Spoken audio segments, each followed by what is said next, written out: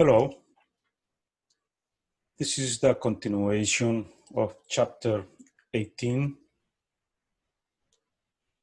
Thermodynamics, part 2. Let's continue with the three laws of thermodynamics. This time we have the third law of thermodynamics.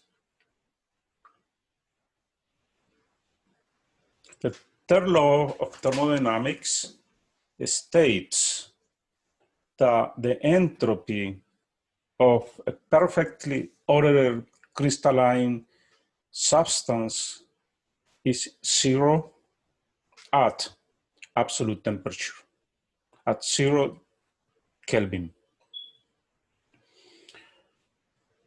We define a perfect crystal like a diamond, assuming the piece of diamond has not imperfection. This gives us a starting point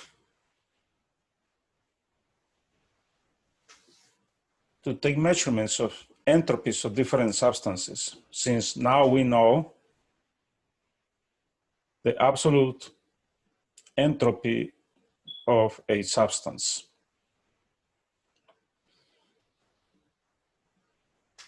In the data table, you will find a list of standard entropies that were measured at room temperature, 298 Kelvin. And these measurements are for only 1 mole, the entropy of 1 mole of substance measured at 1 atmosphere.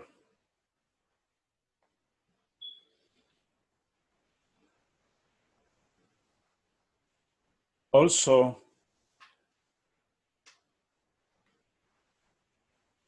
these measurements are entropies of formation.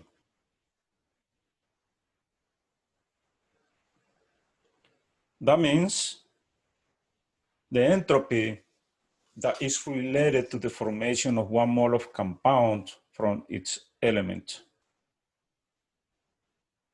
That's what we call it, standard entropies of formation.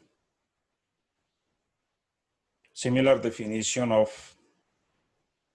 standard enthalpies of formation, also listed on these data tables I showed you before.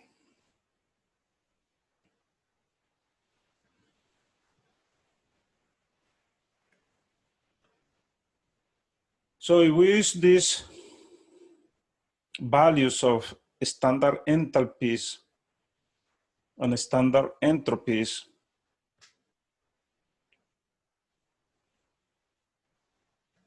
we can measure the standard free energy for a chemical reaction. That will be the change of standard free energies from products minus initial.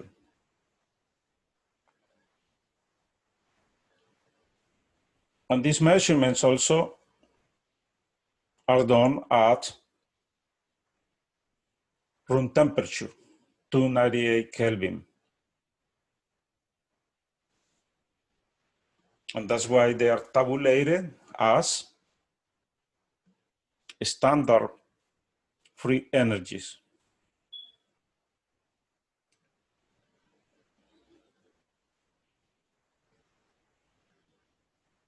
Or, as I mentioned it before, we can use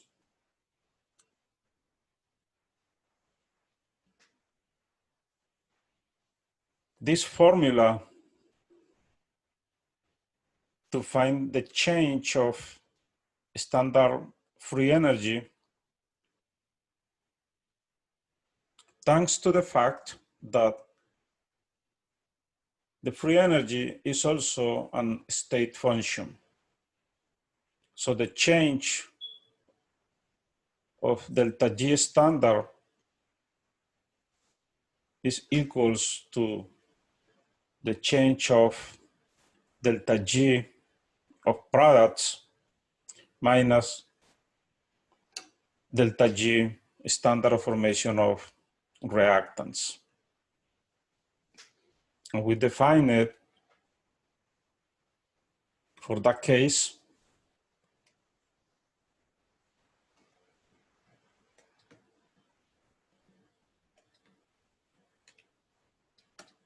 as delta G standard of the reaction equals the sum of n delta G standards of formation of products minus the sum of n delta G standard of formation of reactives. So we have two ways to measure it. We can use this way,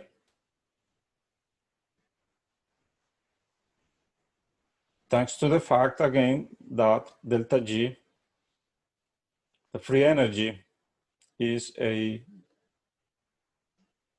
another state function similar to enthalpy and the entropy.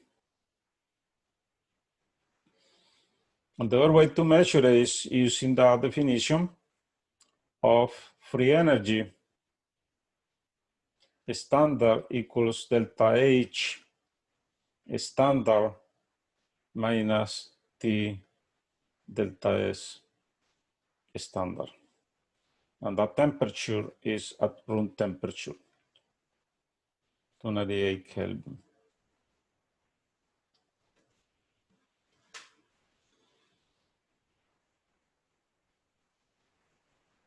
And what is the purpose of finding free energies for our systems, for our reactions? First,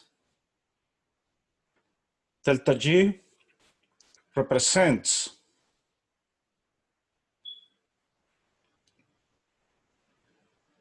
a measurement of useful work done by the system, done by a spontaneous reaction. And that will be spontaneous only if the value of delta G is negative.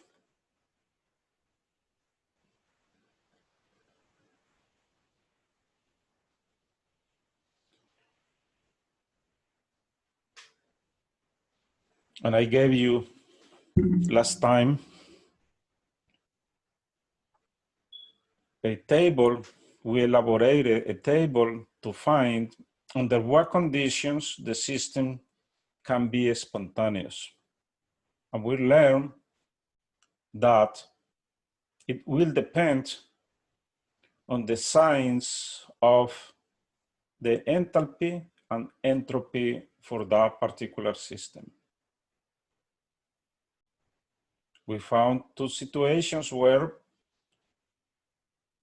the spontaneity of the reaction, that means when delta G is negative, or delta G will be negative only at high temperatures.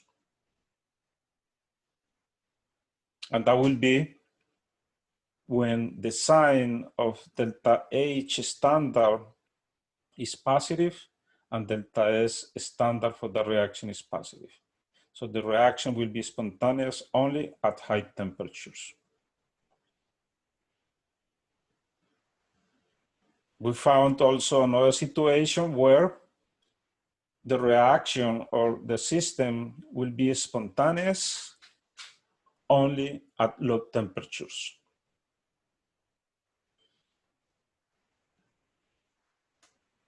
And that will be the case when delta H of the reaction is negative and also delta S of the reaction is negative.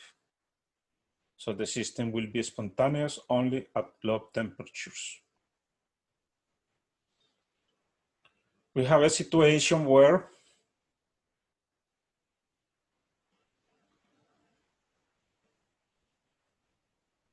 the reaction can be always spontaneous if delta H of the reaction is negative and delta S of the reaction is positive. In that case, we will always obtain negative free energy for the reaction. That means under these conditions, the reaction is always spontaneous at any temperature. And we found one case when delta H of the reaction is endothermic, positive, and delta S of the reaction is more organized, yields more organized products. Delta S negative. In that case, we realize that no matter what temperature you put in the system will never be spontaneous. So temperature plays a factor, an important factor here on the spontaneity of the reaction. So it's important to take this information in the moment when we need to decide the conditions of the chemical reaction.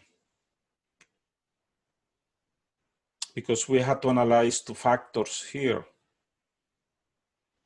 The kinetic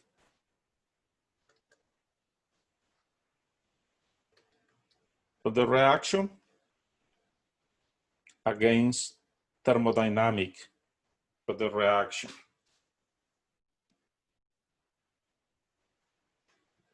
So we just realized that in some situations,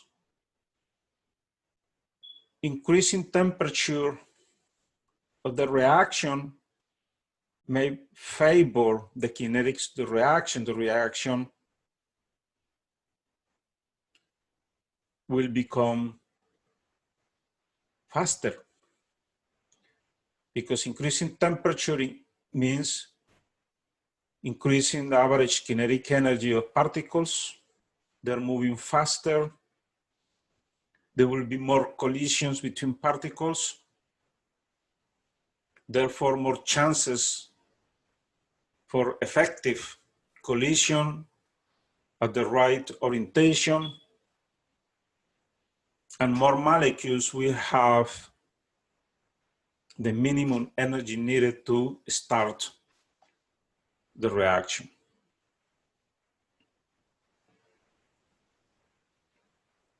In theory.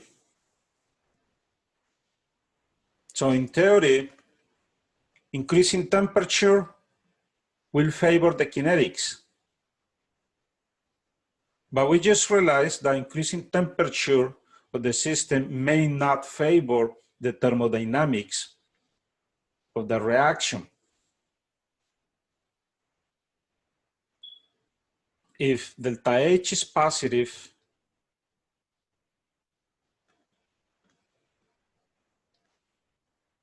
and delta S is positive,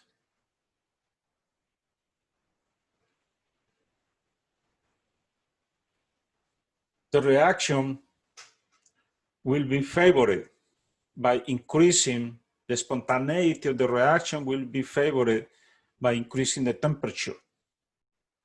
Under these conditions, the thermodynamic will be favored because delta G will become negative. Only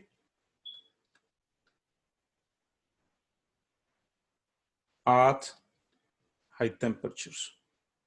So under these conditions, Increasing temperature favors the kinetics of the reaction and the thermodynamics of the reaction. However, if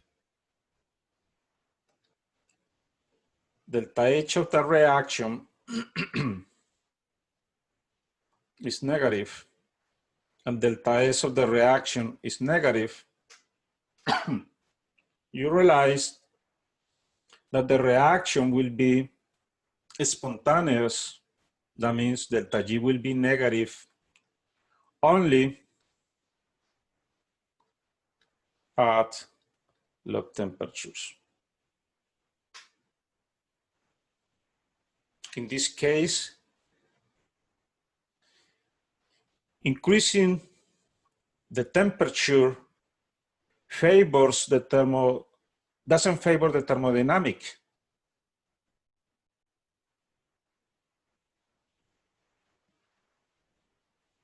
So usually we can have the idea that always increasing temperature will favor the reaction, but we just realized that it's not always the case.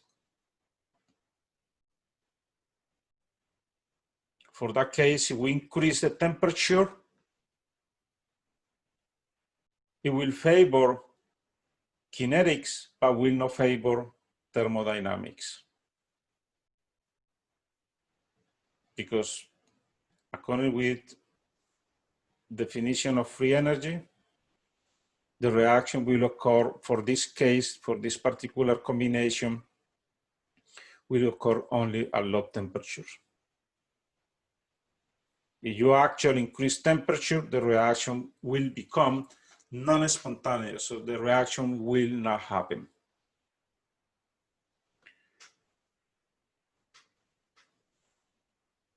That's why it is really important that you check the signs for these state variables,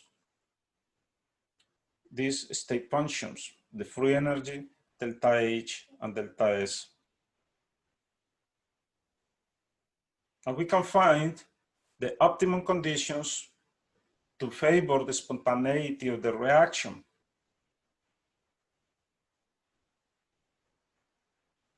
Let's see this case.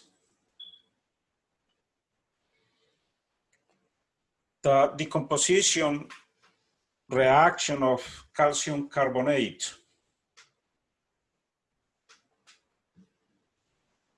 into calcium oxide and carbon dioxide.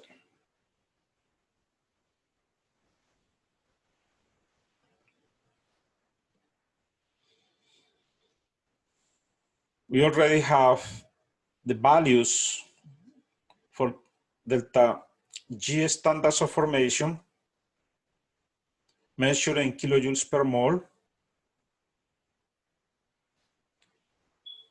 per every individual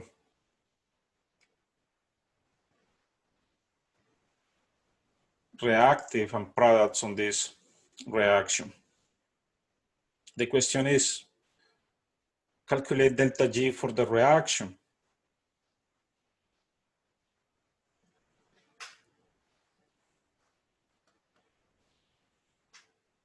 Since these values were obtained from a standard thermodynamic data,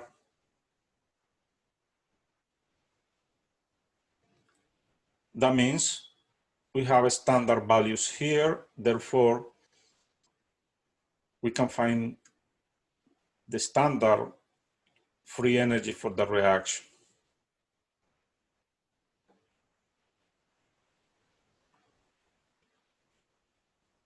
This problem is not giving you what is the value of delta S of the reaction, or it's not giving values of delta S for every substance.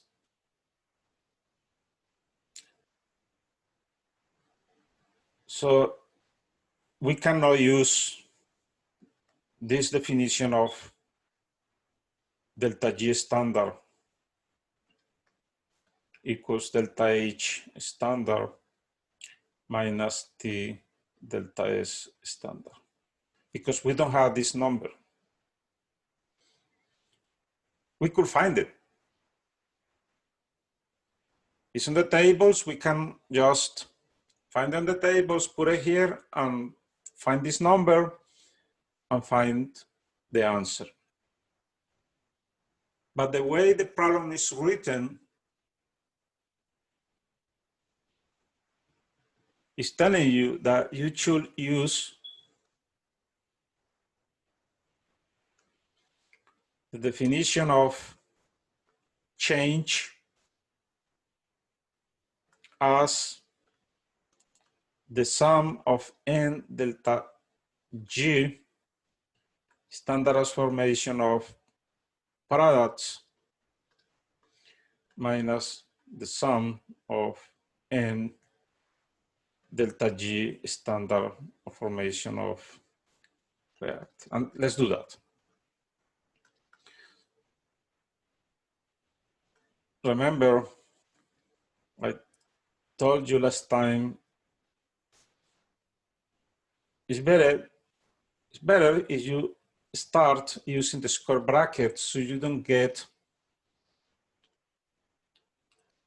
these numbers misplaced here.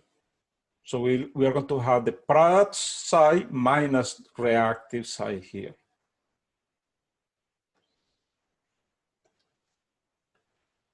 So the product side,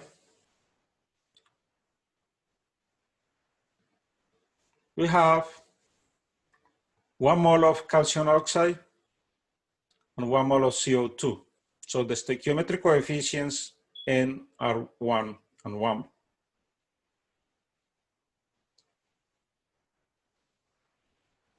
So we have negative 604 plus negative 395.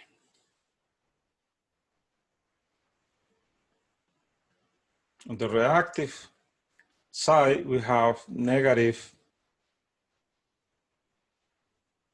1120 kilojoules per mole.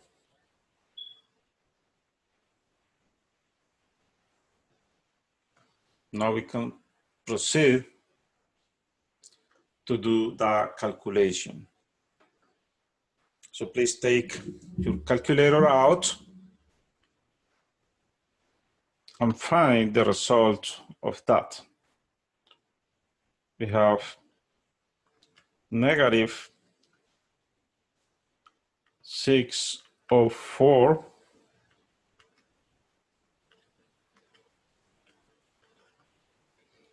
minus 395, and we got negative 999 kilojoules per mole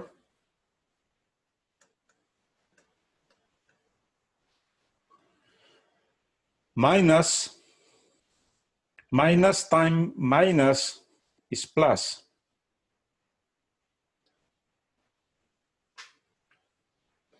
$11.20 kilojoules per mole. So we have minus and plus, therefore is a subtraction. And we keep the sign of the highest number.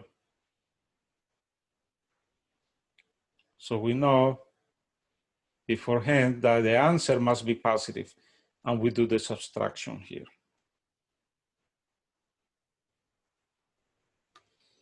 Plus 1120, 121.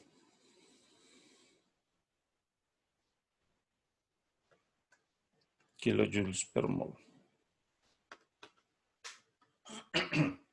That is the standard free energy for the reaction, the decomposition of calcium carbonate into calcium oxide and carbon dioxide.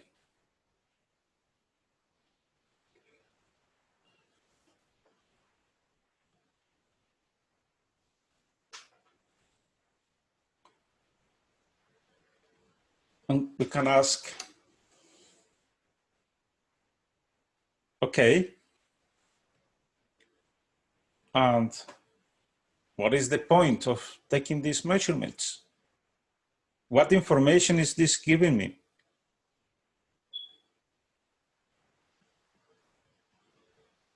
A very important information is giving you.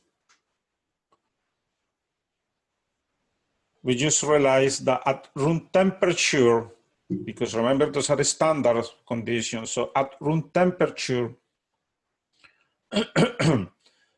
delta G for that reaction of the composition of limestone, because this is basically limestone, composition of sedimentary rock, and the main source of calcium oxide at room temperature will not happen, will never happen.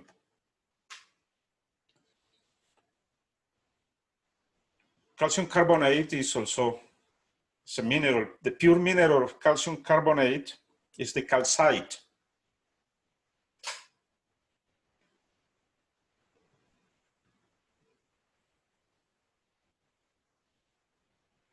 But in nature, it's more easier to find limestone by tons to perform this reaction. So you take a piece of limestone,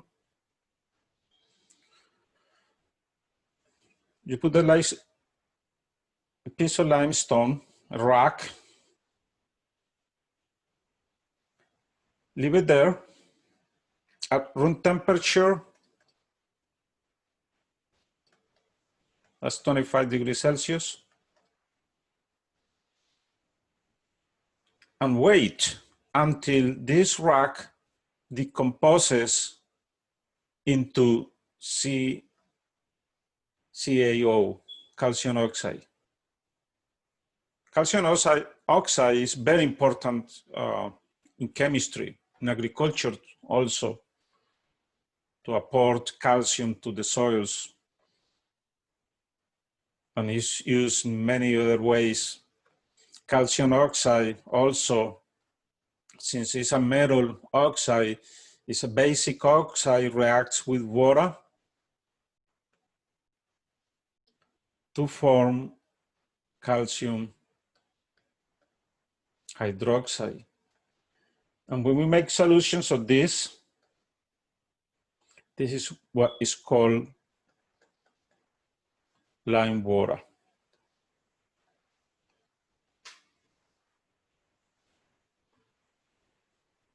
Has many uses at industrial level. So again, you take your rock, leave it there at that temperature, and wait for that decomposition because you want this. And guess what? You are going to stay there forever because that reaction is not going to happen. We just found it here. Delta G just tell you that.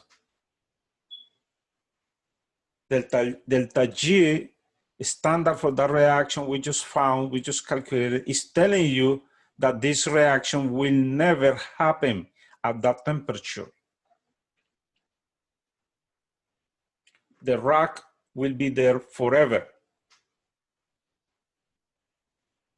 It will degrade over the time due to erosion and other factors, but now will not go through this chemical process.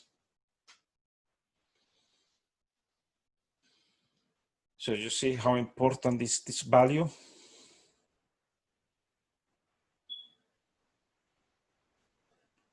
So how do we achieve this reaction? Because we actually produce these materials. We actually can run this reaction of decomposition.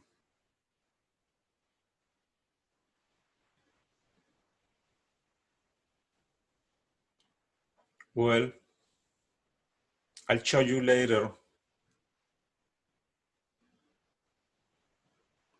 how to run that reaction, how to make it spontaneous. Right now, it's not spontaneous. At room temperature, we just found a room temperature delta G standard is plus 121 kilojoules per mole.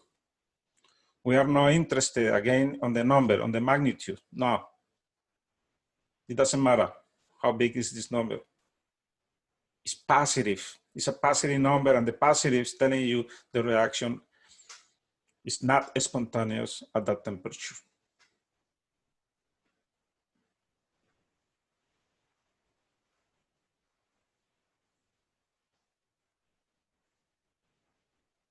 This is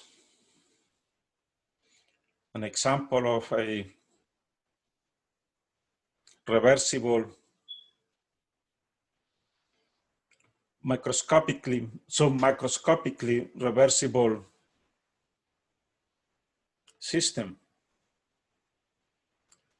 It's the reversible expansion of a gas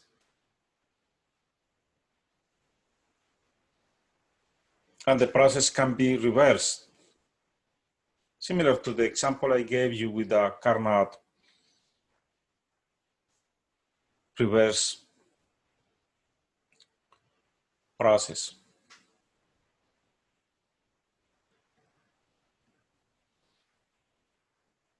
So again, delta G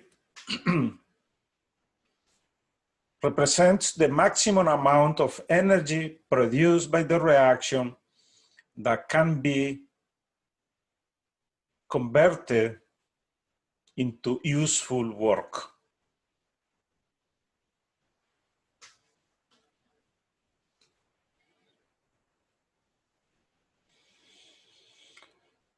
So again, energy, internal energy of the system is transformed into heat and work. Most of the times what we want is the system to do some work, like on a machine. So that work will be negative.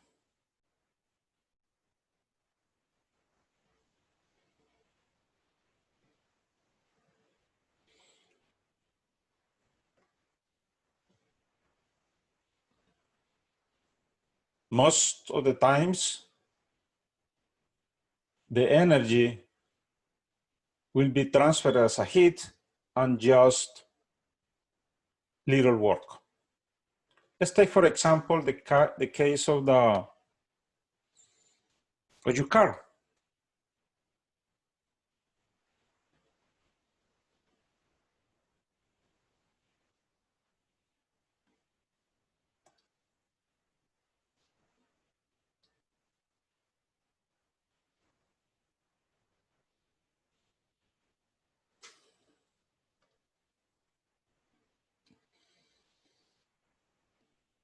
So you use your car to do work, to move you around.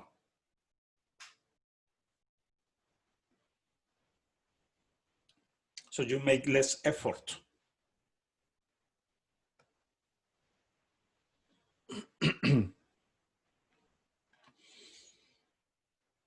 So what do we need to put here on this car so the car does the work? Yes, gasoline. Right, so you fill the car with gasoline.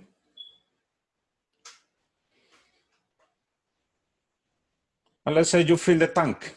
And let's say the gasoline contains 100 units of energy. What kind of energy is that? Yes, chemical potential energy. It's storage in the gasoline. In what part of the gasoline? What is gasoline? Gasoline is a mixture of hydrocarbons with a high percentage of Ch18. Hydrocarbons are chemical compounds, organic compounds that are made of hydrogen and carbon only. So Ch18 hydrocarbons means every molecule has 8 carbons. So we're talking about Ch8,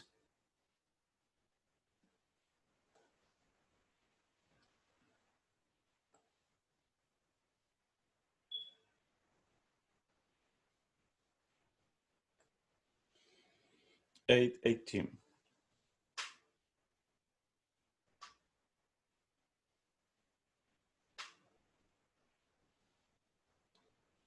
And this is called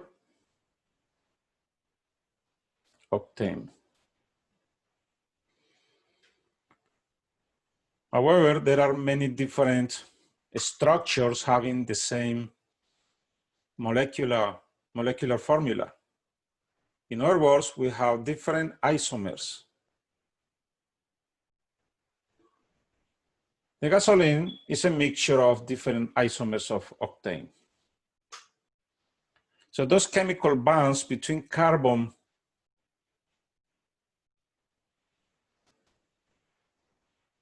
and hydrogen, everyone carries energy. They are made of energy. That's where the chemical potential energy is stored.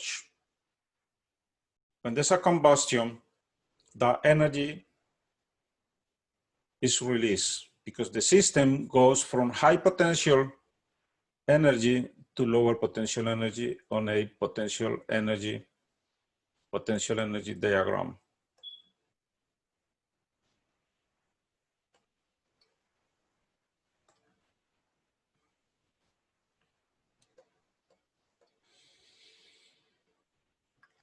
So we have C8,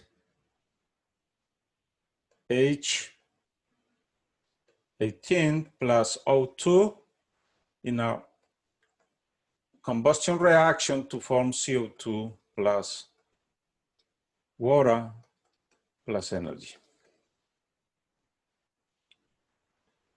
And that's the energy, most of the energy. Not all energy is here. This is partially obtained from the internal energy because there are still some bonds there, CO2 and water. So this is the partial energy storage in that molecule. And that's what we call the internal energy. The total energy storage in the molecule. So let's say when you fill the tank with gasoline, you're putting 100 units of energy.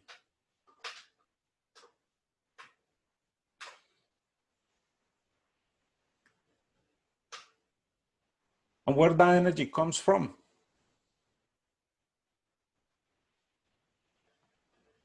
Where this energy is coming from? From the sun, right? So you can say perfectly that your gasoline car is also a car that runs on sun energy. Yes, because the energy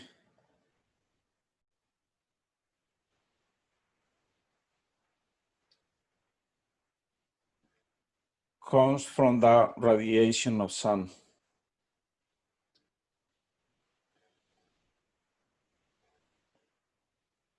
Let's say 200 million years ago, we had those gigantic trees.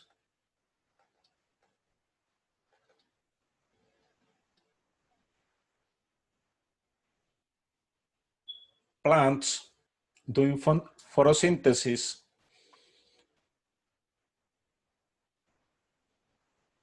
using the radiation. So we know that has energy equals H nu.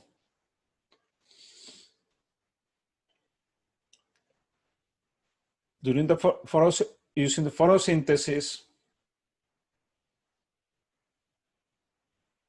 in the chloroplast, the plant is able to harness that energy from the sun. But then, if you remember, or maybe you don't remember, but I do, we have those gigantic, I'm trying to draw something here that looks like a dinosaur. It's very weird because those dinosaurs were very weird. They were gigantics. They ate these plants. They die and they get fossilized.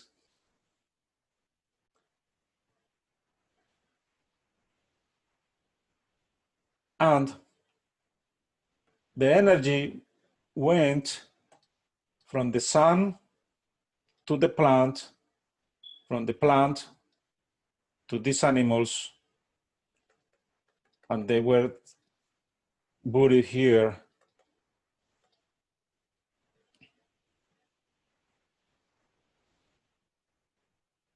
And that tissues and that fat, animal fat, started to transform here, converting this into oil. Then the oil is processed.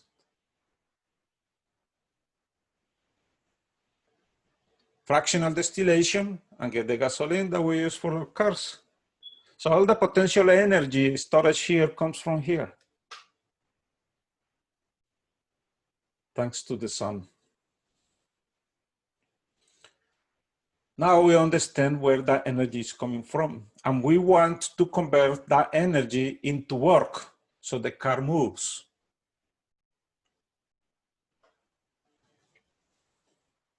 How much work you can get from here? From these 100 units of energy.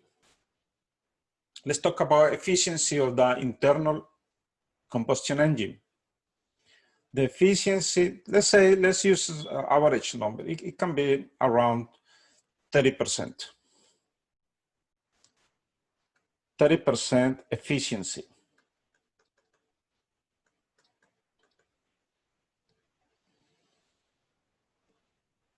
For an internal combustion engine. It's a gasoline car. It could be diesel or gasoline car. That means out of 100 units of energy you put into here, only 30% is converted into work. Moving, actually moving the car. The transformation from potential energy into heat energy during the combustion. And that heat energy allows the expansion of gases, so it converts into mechanical energy, moving the crankshaft of the car that will actually move the car. Only 30%. So what happened with 70% of the energy you put into the car? We can say that it's lost as a heat because most of it, we don't use it. Maybe in winter, we use some of that heat to warm up the inside of the car. But it's lost, it's dissipated into the environment, is absorbed by the metal parts of the engine, leaves as a heat on the exhaust gases, CO2, water, and CO, partial oxidation. But we can say that heat is lost.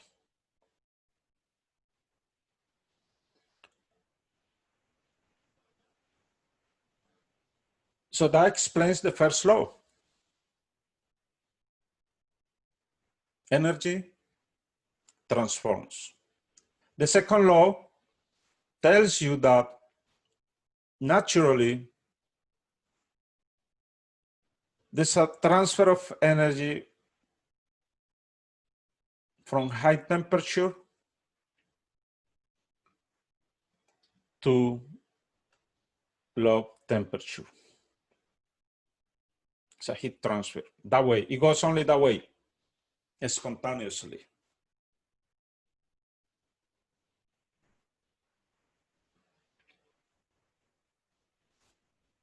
And now we can measure that portion of the energy that is transforms into useful work, and that is delta G. And the sign of delta G tells you if the reaction is spontaneous or not.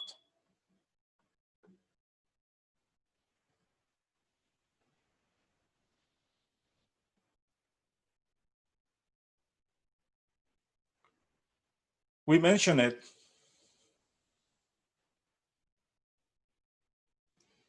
before that when the system reaches the equilibrium, in that case, delta G will be 0.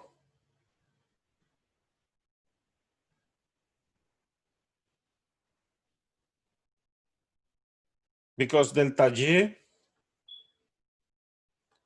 of the products equals G of the reactives. So the change is 0. In that case, the system is not doing work. Remember, delta G represents useful work done by the system. If delta G is 0, the system is not doing work, therefore the system is at equilibrium. If delta G is bigger than 0, we have non-spontaneous process. If delta G is negative, less than 0, we have an spontaneous process.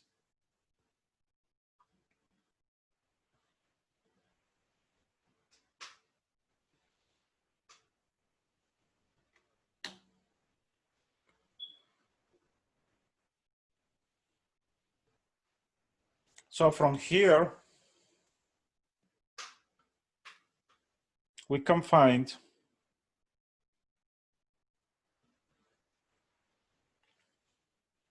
that if delta G of the reaction equals delta H minus T delta S, and we say that the system is at equilibrium, therefore delta G is 0. So this whole expression becomes 0. So you say this is 0, so 0 equals delta H minus T delta S. If we reorganize terms here, let me move this on the other side to change the sign. I'm going to leave this here. Delta H equals T delta S. When the system is at equilibrium, that's only when delta G is 0. If we reorganize terms here and solve for temperature, we find that temperature equals delta H over delta S of the system.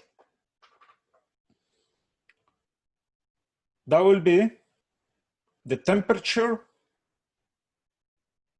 at equilibrium.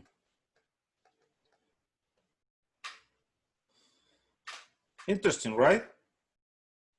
So we know the values of delta H, and I show you how to do it. And we know the values of delta S of the reaction, and I also show you how to find it.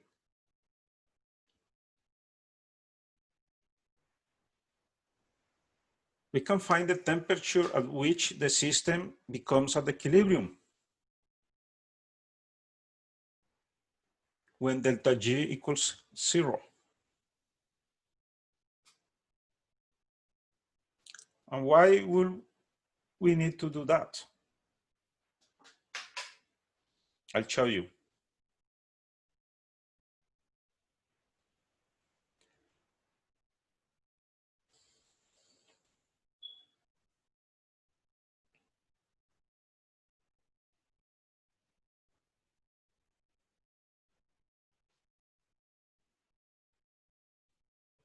So we have another expression for systems that are not in equilibrium.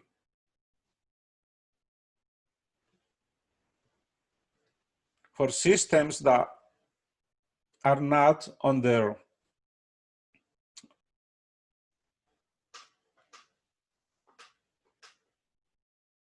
standard states.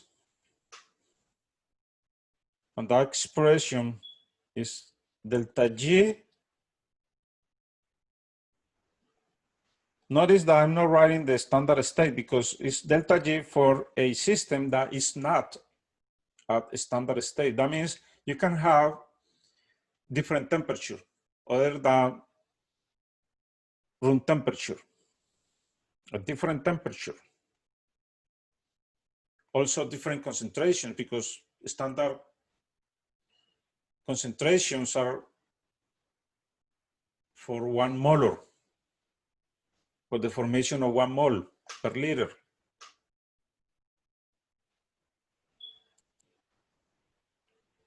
When we had the case of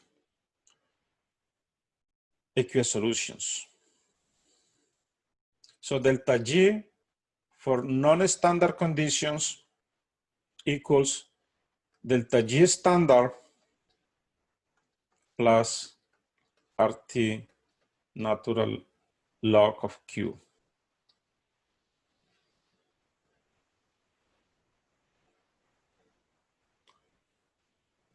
I know some of you thought that we were done with chemical equilibrium after the first chapter.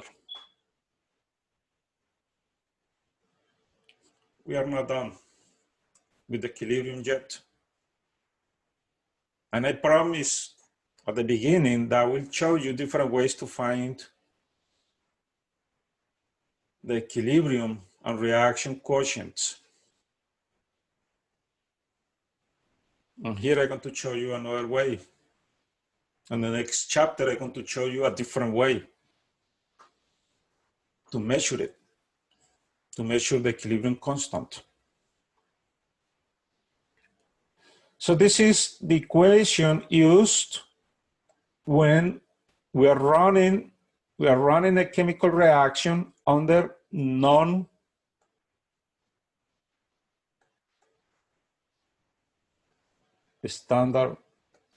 conditions.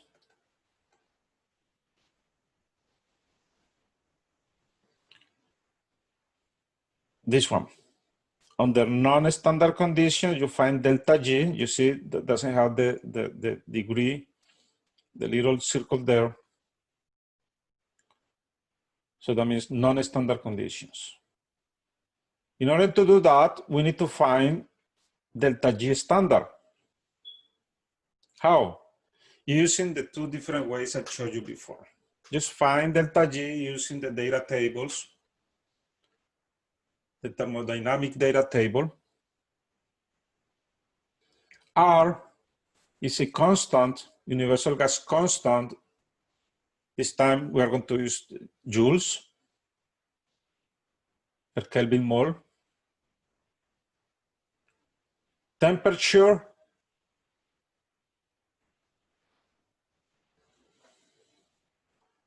could be a temperature different than 298 for non-standard conditions.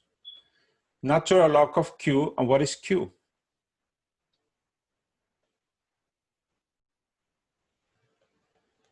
The reaction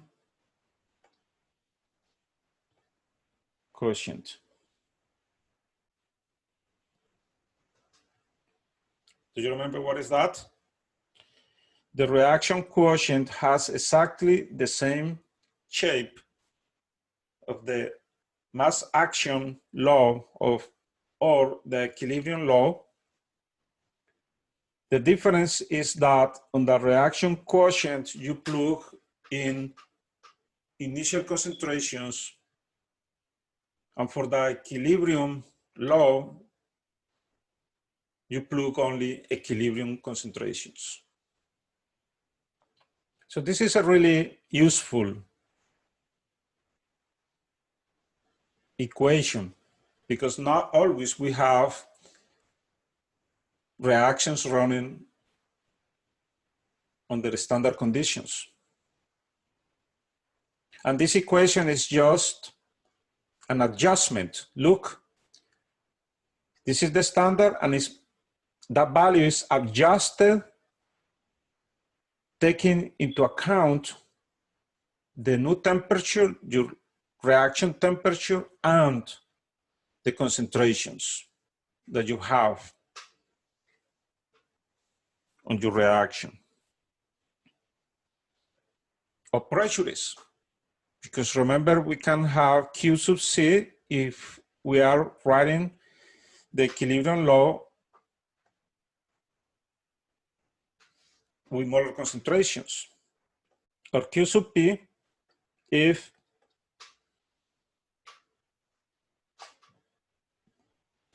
we are writing the equilibrium law using partial pressures.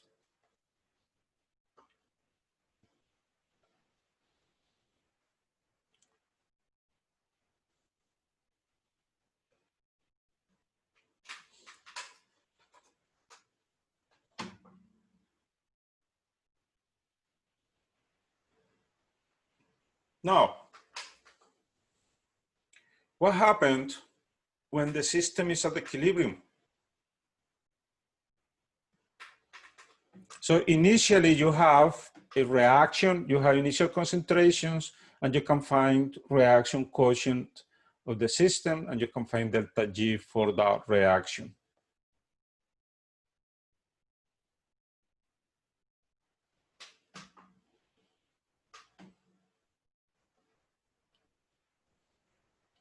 If the system reaches the equilibrium,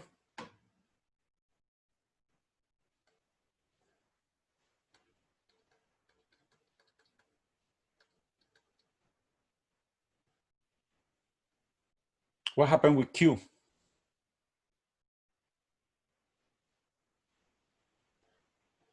If you have a system at the equilibrium, Q becomes who? What do you say? Q becomes K. Yes or not? Yes, because reaction quotient, again,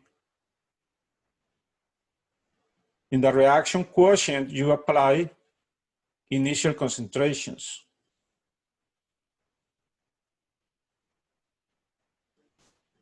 If the system becomes at equilibrium,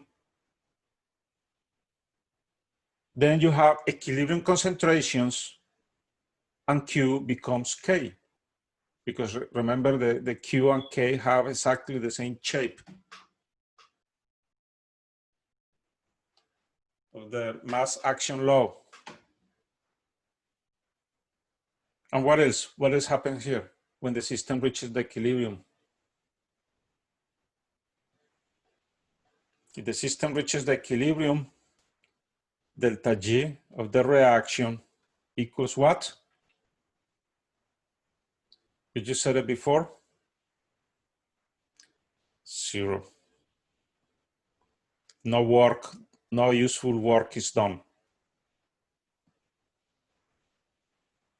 So this term becomes, this is 0, this becomes 0, equals delta G standard plus RT natural log of K now, because remember now delta G is 0. We rearrange this. Let's leave delta G there. So we'll have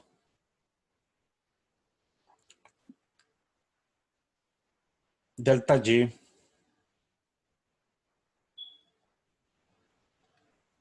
equals negative RT natural log of K.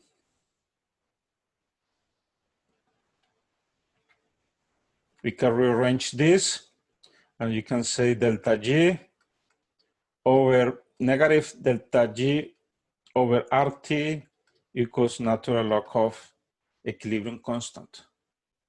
And we can take anti-log on both sides, and we'll find that K equals, do you remember? The anti-log of natural log is E to the negative delta G over RT. And this is delta G standard. Let's not forget that this is the delta G standard. This is the delta G standard you find using the two different ways I show you using the data tables. So that's easy to find. We know temperature, therefore we can find equilibrium constant. You see, I promise.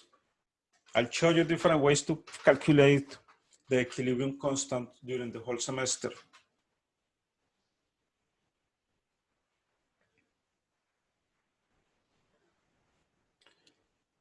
And now we have all the tools needed to make good predictions in terms of spontaneity of the reaction. And we can even find a ways to make the reaction spontaneous, if possible, because remember there's one situation where the reaction will never be spontaneous. Let's do some problems.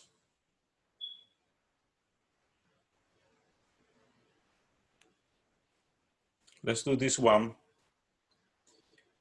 And let me show you another one, the one I promised last time. It should be somewhere here. This is just repetition of what we did before on the previous video. And I had one. Okay, let's do this first. Let's do this one. We'll get the other one eventually. This reaction, 2NO2, is a synthesis reaction forming N2O4 gas, both sides. We have a homogeneous equilibrium. The value of delta G standard is given, so we don't have to worry about that. Negative 5.40 kilojoules per mole. That's delta G standard for the reaction. So that's given. What is what we have here? We have partial pressure of NO2. And we have partial pressure of N2O4. So we have partial pressures of the system. The question is, in which direction must this reaction proceed to reach the equilibrium? First, let's find if the system is at equilibrium or not.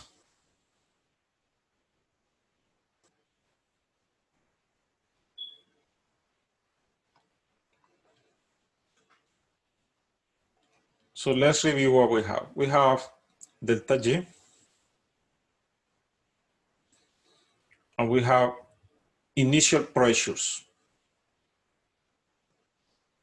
What can you do with these initial pressures? What information you can take out of these numbers, these measurements? Yes, reaction quotient. And you take those as initial. That's going to be whatever initial concentration of pressures you can find the reaction quotient in this case, Q sub P, because only partial pressures are given.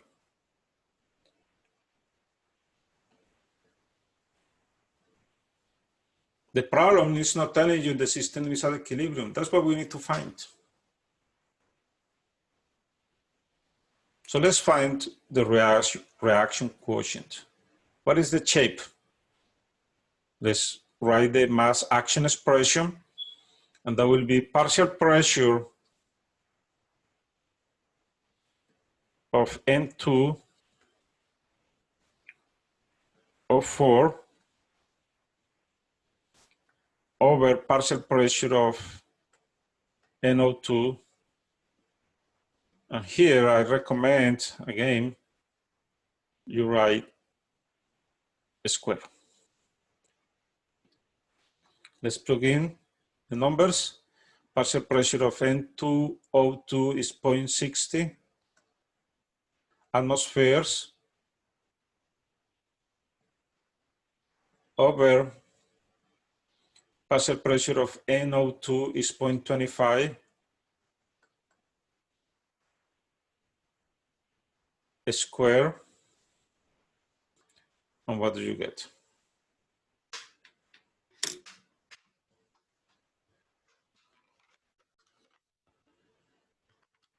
Stop the video, take your calculator out, and do the calculation. I'm doing it here myself. 0.25 square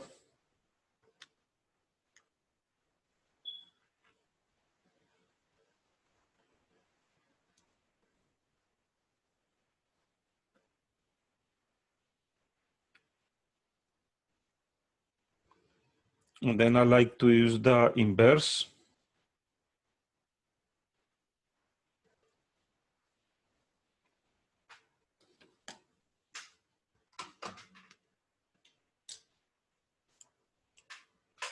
I cannot find the inverse in my calculator, my little calculator here. I found it, 1 over x. So I like to do the inverse of that number.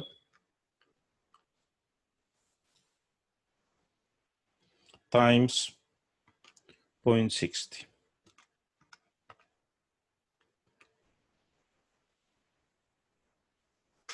And I got 38.4. Is that right?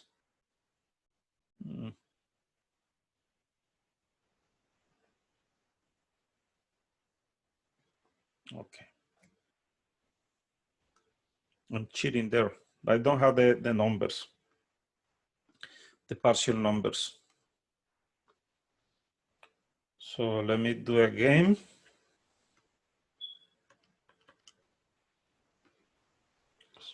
.60 divided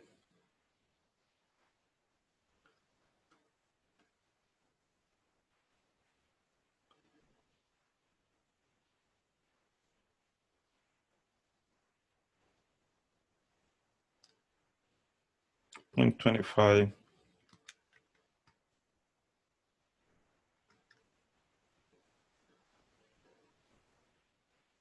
square.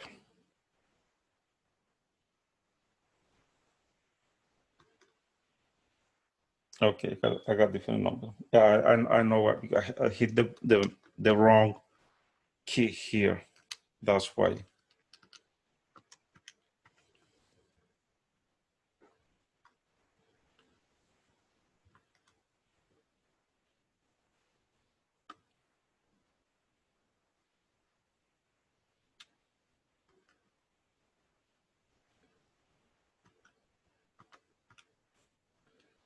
9.6. So I got 9.6.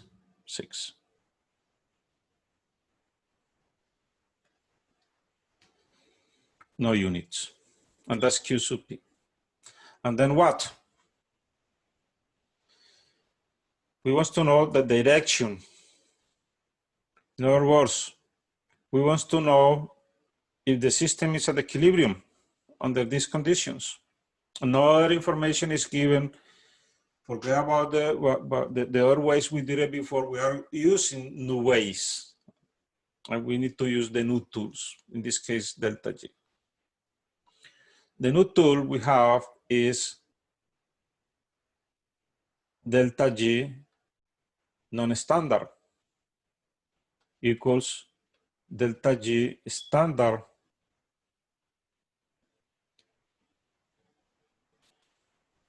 plus natural log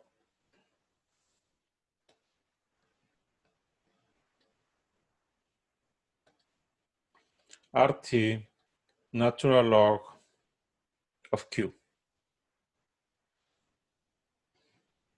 So we just plug everything.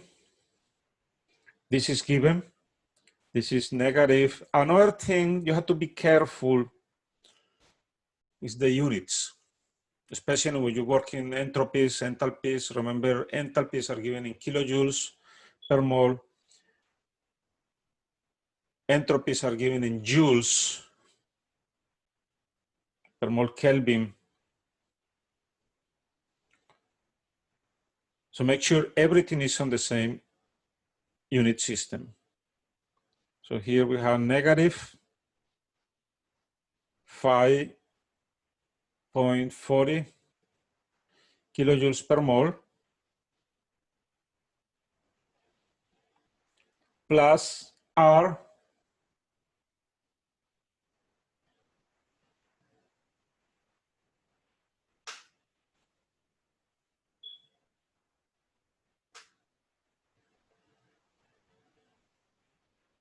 on R is the universal gas constant, which is 8.314 joules per mole Kelvin.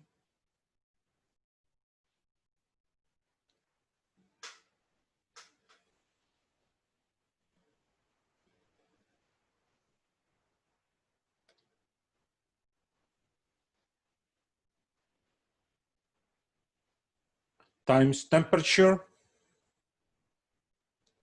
Temperature is not given, so you assume room temperature, Kelvin, times natural log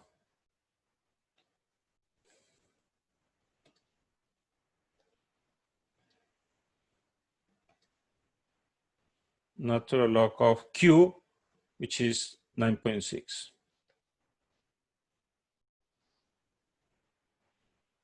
You do the operation and you get this number,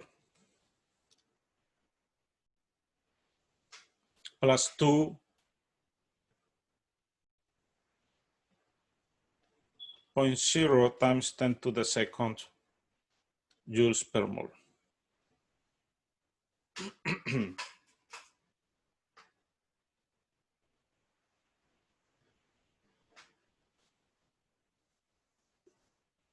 That will be the value of delta G under non-standard conditions.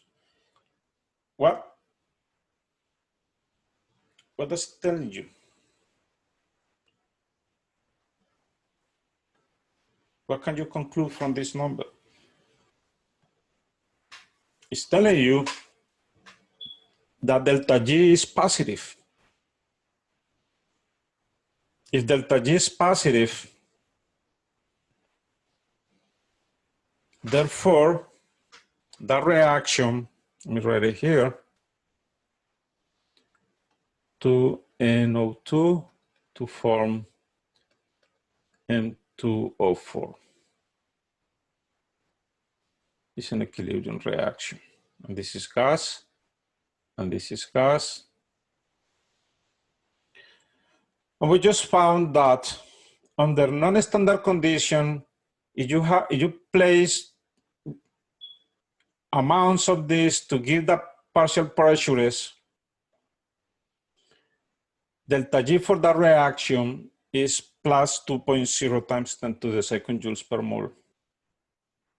So delta G under non-standard condition is positive. That means the way the reaction is written, the reaction is non-spontaneous.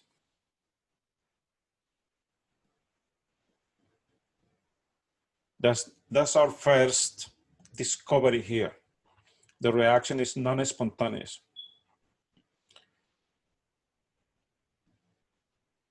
And the question was,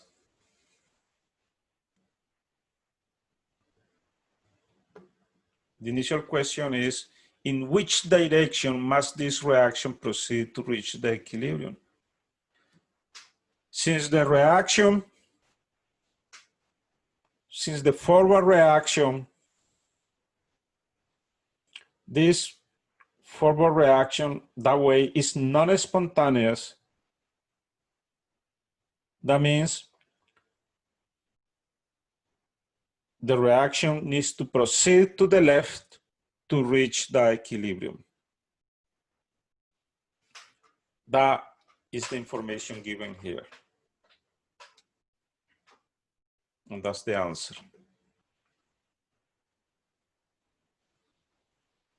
Let's do this one.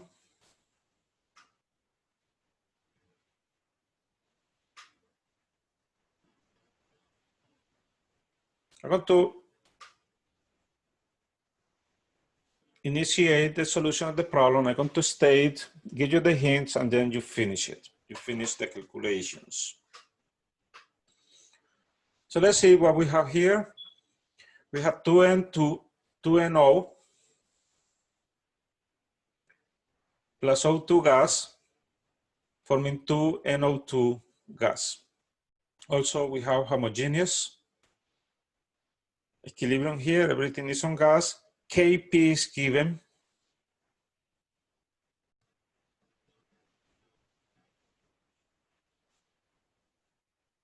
The question is, what is delta G for the reaction?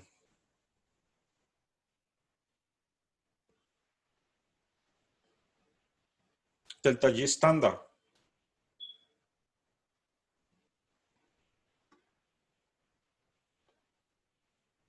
Just by reading the information, you realize that since Kp is given,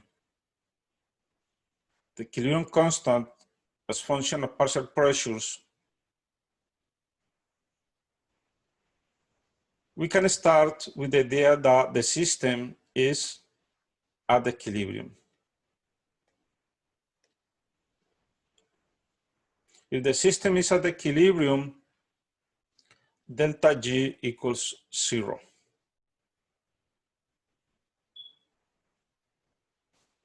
So the initial expression, delta G equals delta G standard plus RT natural log of Q becomes, since the system is at equilibrium constant is given, becomes delta G standard equals negative log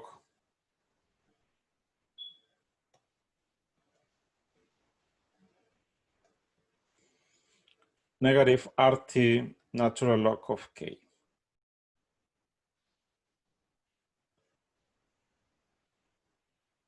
And that's it. This is the question. This is your answer. Just plug in your values here, you know Kp.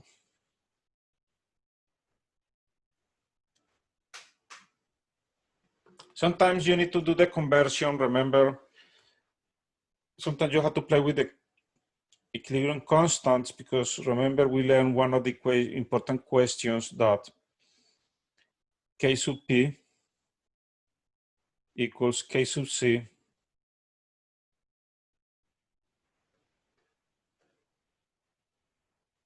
RT delta N of the gases. What is delta N of gases for this reaction? Delta N of gases, this is delta N of gases, equals the change on the number of moles of gases. So on the products, we have 2 moles, 2 volumes, minus, initially we have 3. You see, 3 moles here, 1 mole here, so 3 and 2. So the change is 2 minus 3, which is -1. So sometimes you have to use this formula to make the conversions between these two as needed.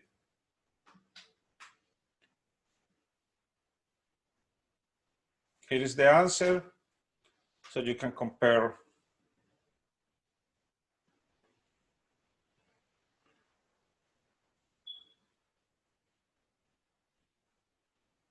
your results. Similar, this is similar problem. I leave it for you to solve. We already solved this to find the entropies. This is one of the first problems we solved. And finally, we get this. Back to the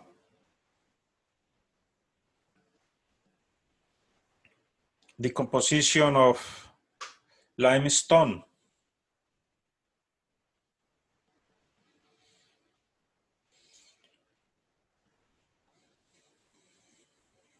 So it says, consider the example of thermal decomposition of calcium carbonate at 500 Kelvin.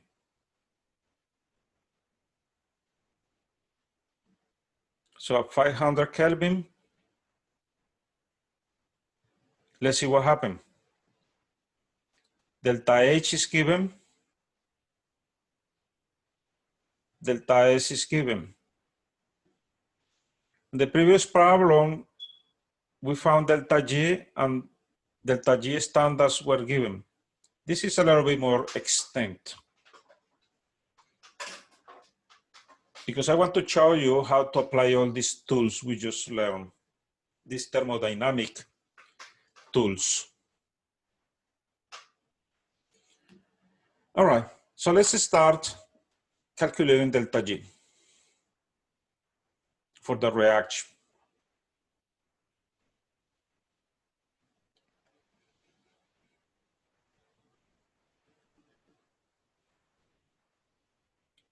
Since no delta G's are given here, that means we are required to use only this information to exercise this skill. And let's find delta G, delta H for the reaction. So delta H of the reaction, this is the delta H standard of the reaction, equals the sum of delta H, the sum of N delta H standard of formation of products minus the sum of N delta H standard of formation of reactives. Like that. So let's put here, this is parentheses, and we have negative 636 plus negative 394. That is our product side. Don't forget, we have to check if the equation is balanced. If the equation is not balanced and you don't check and you assume it's already balanced, then your whole calculation will be wrong. I already checked, everything is balanced. So I feel comfortable using these numbers and these stoichiometric coefficients. On the reactive side, we only have one component, which is minus or negative 12.07, and those are kilojoules per mole. So we proceed to do that operation. That will be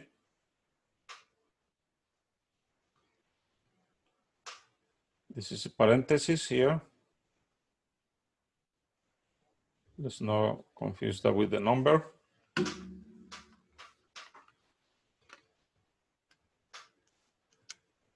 We have negative 636. In my calculator, I have to write the number first and then change the sign. Plus times minus is minus, so that will be minus 394 equals negative 1030. Minus times minus is plus 1207. So minus 1030 plus 1207 is 177 positive kilojoules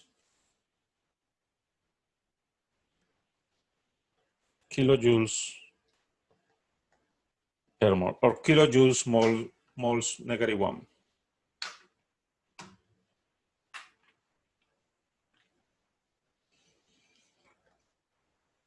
Since joules are given in, delta S, the entropy is given in joules per Kelvin mole, will be convenient to convert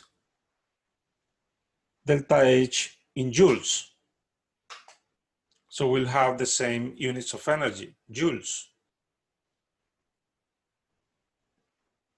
So that will be, if we convert that into joules, that will be 177.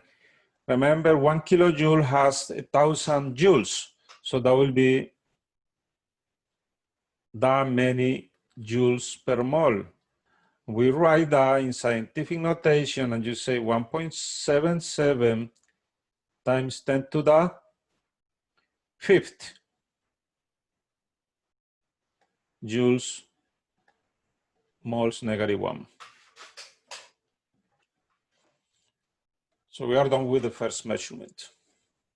The second, let's find delta S of the reaction.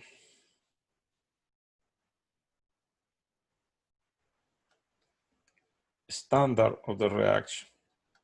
Going back to the first measurement, let's not forget the sign. Here, one of the most important things is the sign.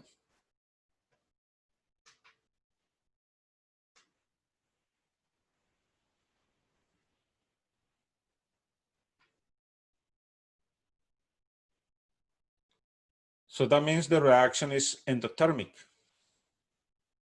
absorbs heat.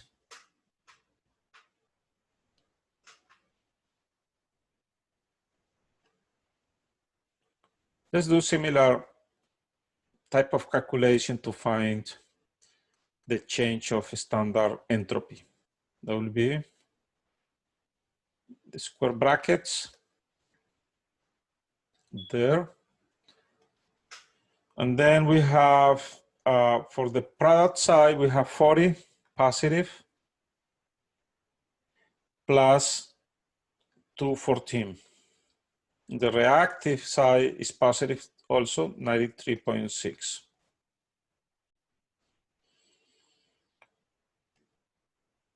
And the answer for this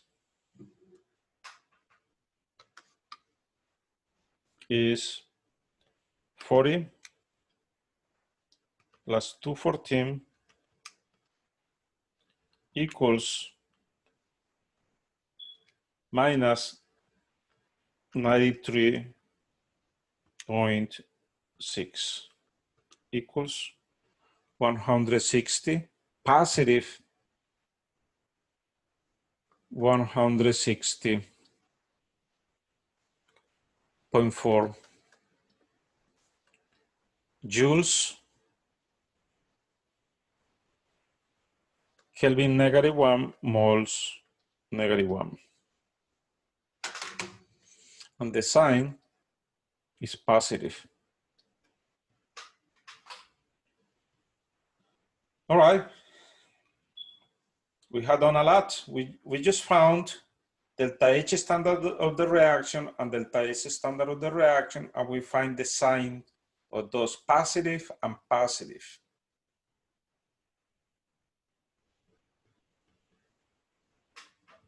Let's find delta G of the reaction.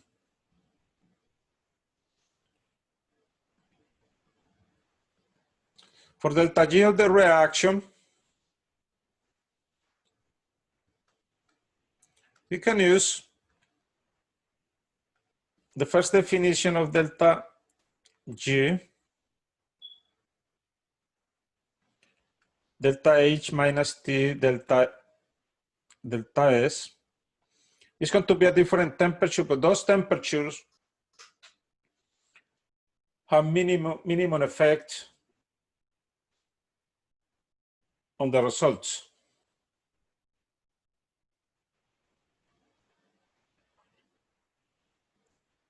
So let's plug in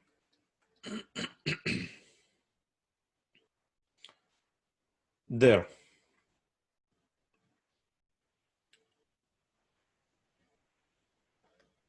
And let's start making some predictions.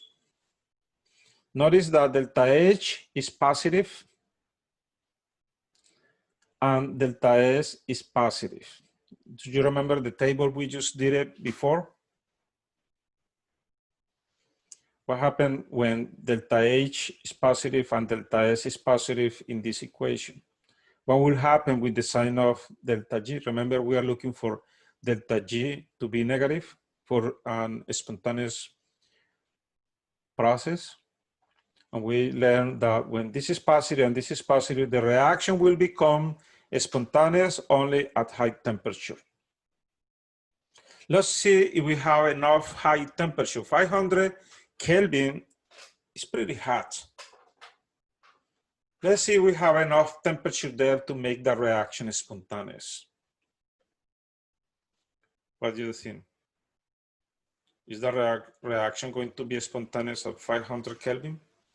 Remember in the previous one we solved for this same reaction at room temperature, we found that at room temperature, delta G is positive and the reaction will never happen at room temperature. This time, we increased the temperature from 298 Kelvin to 500 Kelvin. Almost double temperature. Let's see if that's enough to make that reaction spontaneous.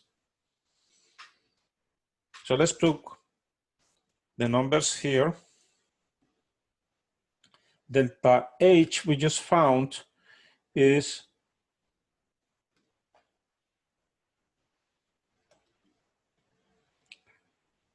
1.77 times 10 to the 5th. And that is joules, moles, -1, mole -1, or joules per mole. Minus temperature, 500 Kelvin, times delta S, which is positive 160.4 joules Kelvin -1, moles -1, or close parenthesis there. Notice that kelvins here cancels with kelvins here, leaving joules per mole, which is units of energy, and we had joules per mole here, units of energy. We just do the operation. And what do we get? Let's see.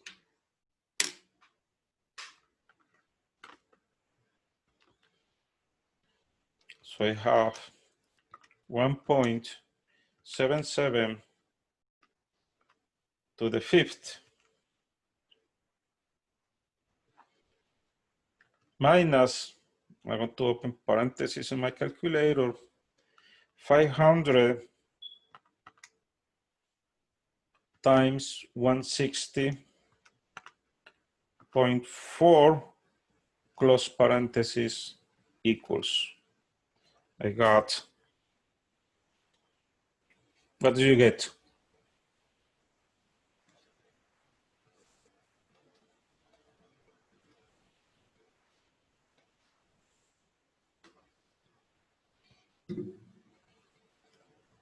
I got 9.68 times 10 to the 4 joules moles -1.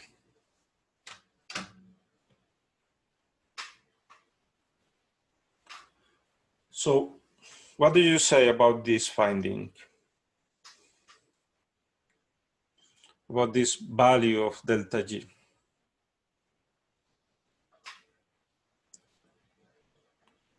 Especially the sign of delta G is positive.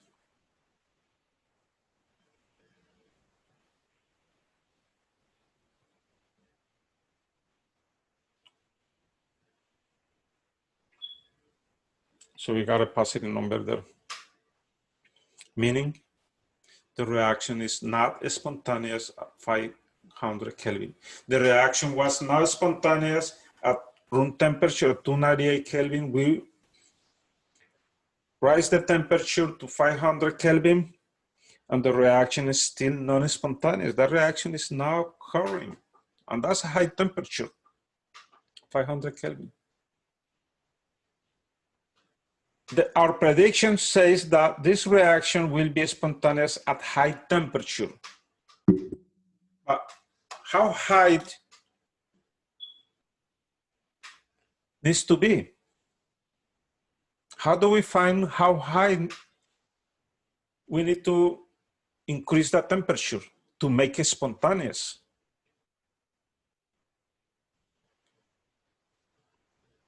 Well, we can find out, and let's find that out. That's the second question. At what temperature the reaction is spontaneous? And let's use a little trick here.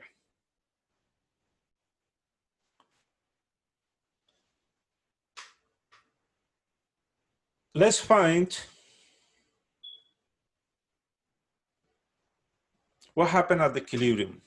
So you say at the equilibrium, what happened at the equilibrium? What happened? There's something happening with these numbers here, with these measurements at the equilibrium. Remember, at the equilibrium, the reaction is now making net work. So delta G becomes 0. At the equilibrium, delta G is 0.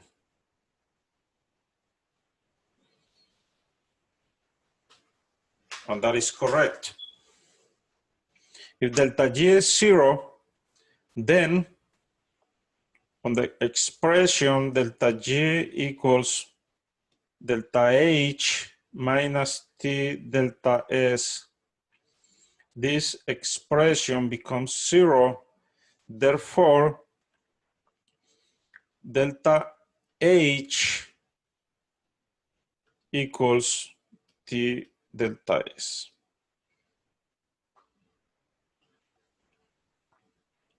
And we can solve for T.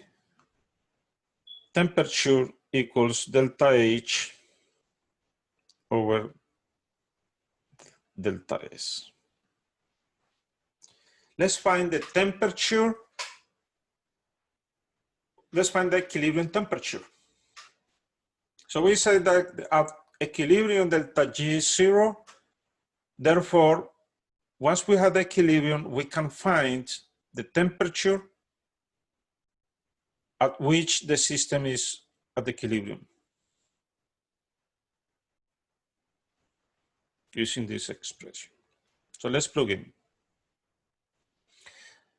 Delta H is plus 160.4, and that's joules.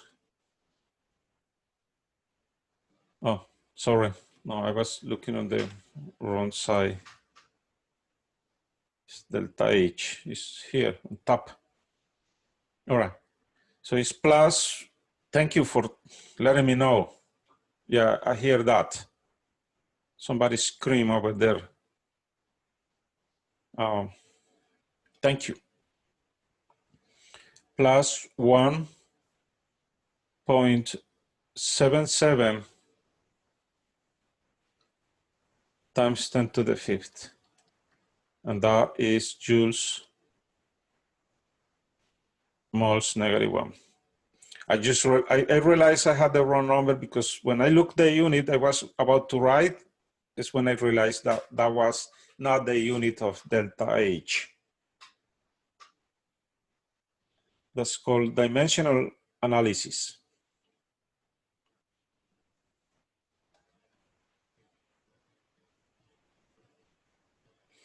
Over delta S, which is positive 160.4, and now that's joules Kelvin -1 moles -1. Notice that joules cancel with joules, moles cancel with moles. This is Kelvin -1, so that will become Kelvin. And what do you get? Start the video, take your calculator.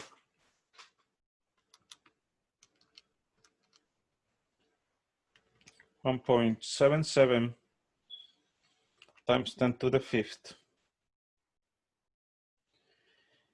over 160.4, and I got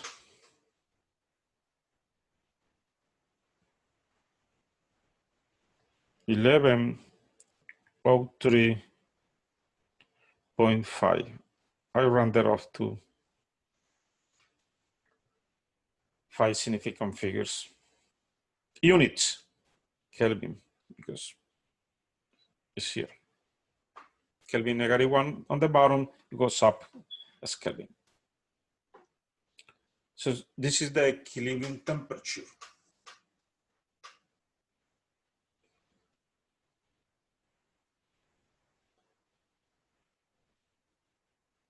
So that means, is that the temperature, at this temperature, the reaction is spontaneous? No. At this temperature, the system is at equilibrium and the system is not doing any work. It's at equilibrium. So we call this equilibrium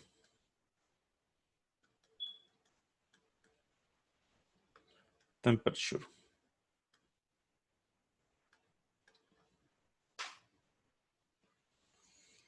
And we need to do the analysis. This analysis we did before. We have positive and positive, and now with this combination, the system becomes spontaneous only at high temperature.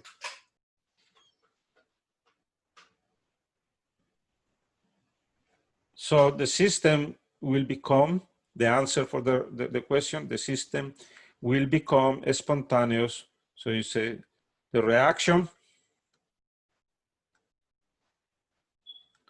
will be spontaneous at any temperature bigger than 1103.5 Kelvin. Not equal, because if temperature is equals to that, that's the equilibrium temperature, and the system is not spontaneous. The system is at equilibrium, it's not doing anything. It's not making products, it's at equilibrium.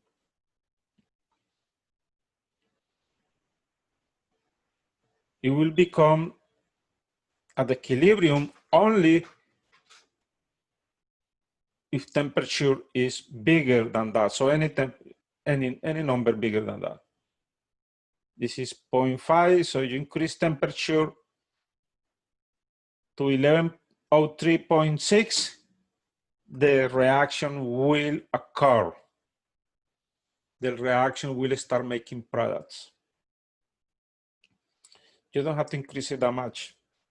Increase it half a Kelvin, 1104. That will be enough for the reaction to occur. So you don't waste energy heating or burning this.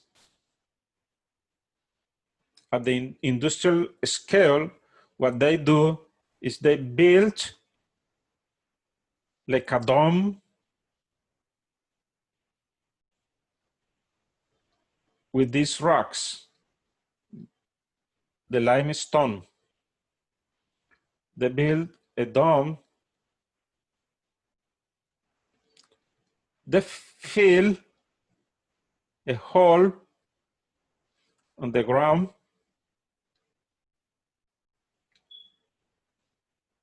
They fill it with the rocks.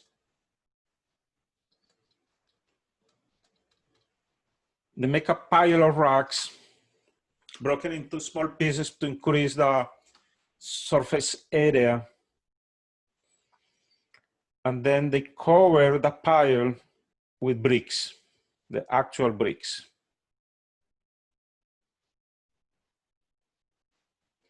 And beneath this, like on the basement of this, there's a furnace. They actually use coal.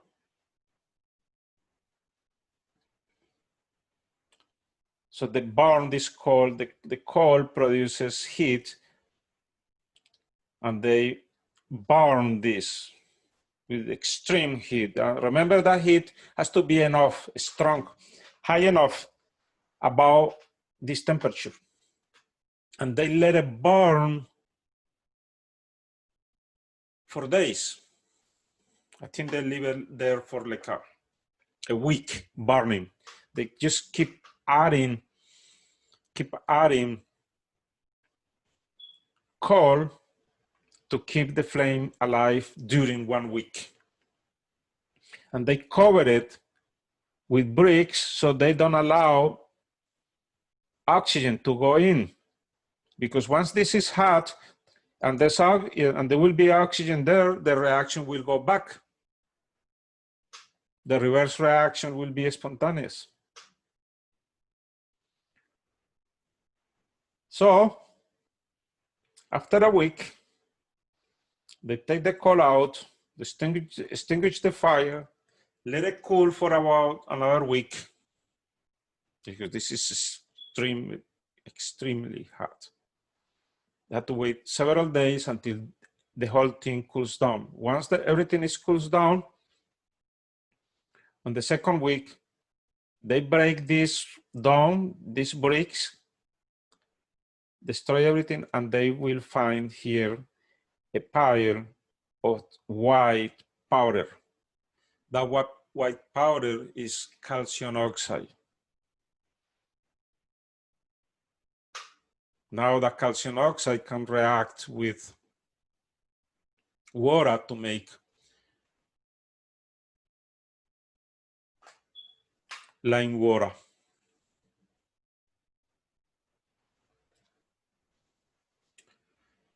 Anyway,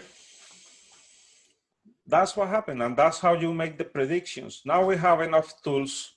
Thermodynamics gave us a wonderful tools here entropies, the enthalpies, the free energy to make predictions on the spontaneity of the reaction. We just found a way to find or to make the reaction become spontaneous for that special combination when delta H is positive and delta S is positive. What about if you get a problem where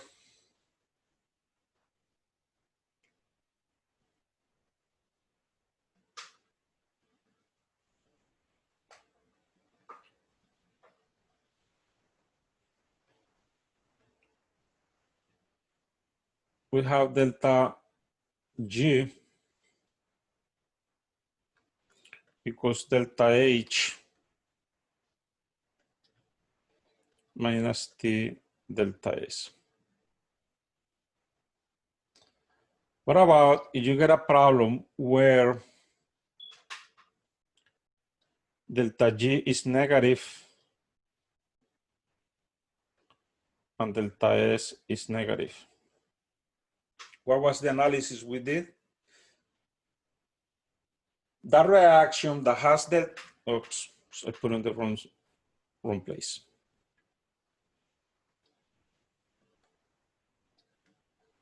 That reaction where delta H is negative and delta S is negative is spontaneous only at low temperature. So you find first the equilibrium temperature,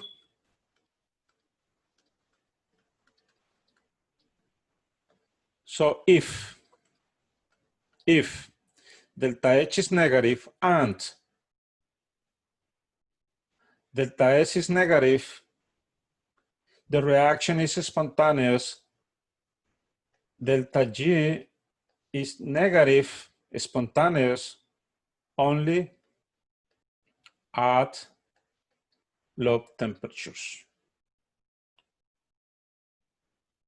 And you will have the same question, at what temperature the system will become spontaneous? So you find the equilibrium temperature, and the answer is the reaction will be spontaneous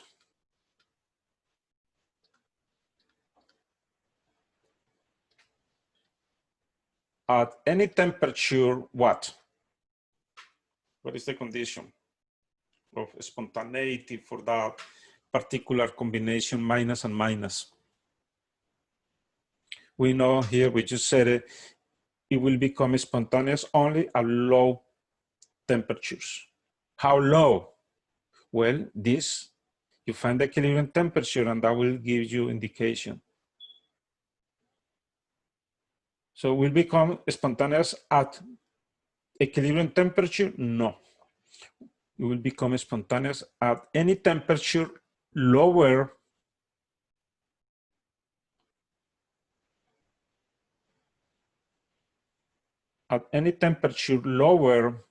let's call this to make the difference, equilibrium temperature. At any temperature lower than the equilibrium temperature.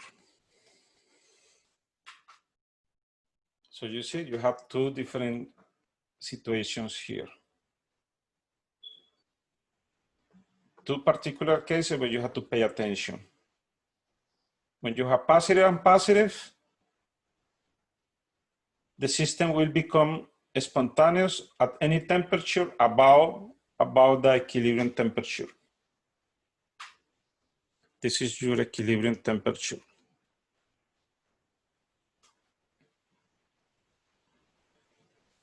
And when you have the combination minus and minus,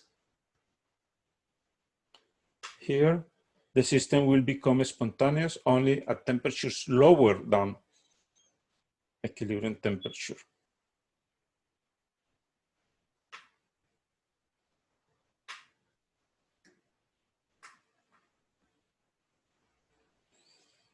So I give you this problem, similar.